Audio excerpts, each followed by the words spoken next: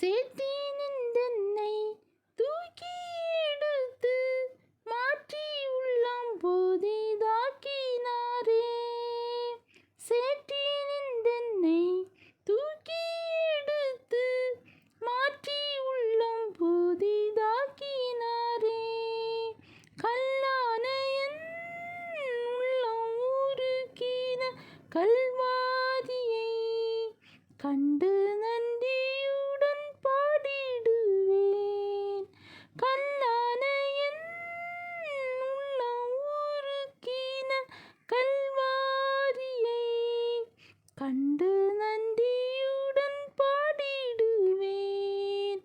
ஆனந்தமாய் இன்ப கானான் ஏகிடுவேன்.